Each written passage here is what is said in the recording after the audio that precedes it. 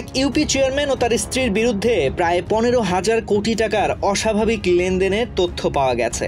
এই লেনদেনের অভিযোগে মামলা করেছে দুর্নীতি দমন কমিশন। এই ঘটনায় অভিযুক্ত নারায়ণগঞ্জের 2,500 উপজেলার ব্রাহ্মণদী ইউনিয়ন পরিষদের চেয়ারম্যান লাক মিয়া ও তার স্ত্রী মাহমুদা বেগম। বৃহস্পতিবার 6 মার্চ পৃথক দুটি মামলা করা হয়। দুদকের মহাপরিচালক মোহাম্মদ আক্তার হোসেন এ তথ্য নিশ্চিত করেছেন। এছাড়া চেয়ারম্যানের 12,000 টাকা বেতনের কর্মচারী মোহাম্মদ মহসিন মোল্লার ব্যাংক হিসেবে 10,000 কোটি টাকার বেশি লেনদেন পাওয়া গেছে। দুদক এ বিষয়ে বিস্তারিত অনুসন্ধান শুরু করার সিদ্ধান্ত নিয়েছে বলেও জানানো হয়। মূলত ইউপি লাক মিয়ার বিরুদ্ধে ভিজিডি, ভিজিএফ, এলজিএসপি, টেন্ডারবাজি, চাঁদাবাজি, জোরপূর্বক ভূমি দখল ও মাদক ব্যবসা করে কোটি কোটি টাকার অবৈধ সম্পদ অর্জনের অভিযোগ রয়েছে।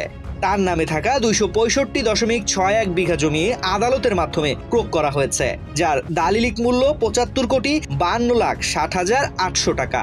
তার দুটি গাড়িও জব্দ করা হয়েছে, যেগুলোর মূল্য 2,69,00,000 টাকা। এছাড়া ব্যাংক হিসেবে থাকা 13,14,322 টাকা ফ্রিজ করা হয়েছে।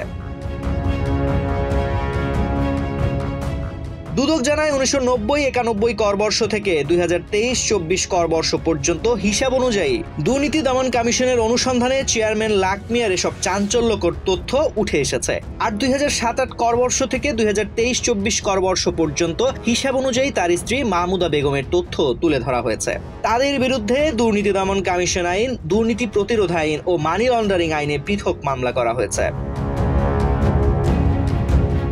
জানা যায়, ইউপি চেয়ারম্যান লাক মিয়ার বিরুদ্ধে গম ও সরকারি অর্থ আত্মসাতের অভিযোগ অনুসন্ধান করতে গিয়ে বিপুল পরিমাণ অবৈধ সম্পদের হদিস পায় দুদক।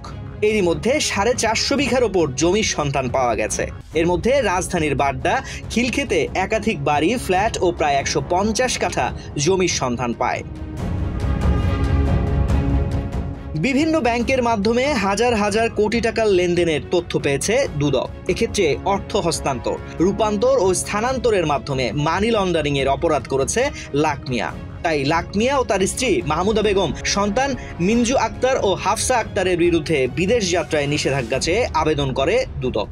আবেদনের শুনানি নিয়ে গত বছরের 14 অক্টোবর ঢাকা মহানগর সিনিয়র স্পেশাল জজ মোহাম্মদ আশরামস জগলু হোসেন তা মঞ্জুর করেন এবং দেশত্যাগে নিষেধাজ্ঞার আদেশ দেন।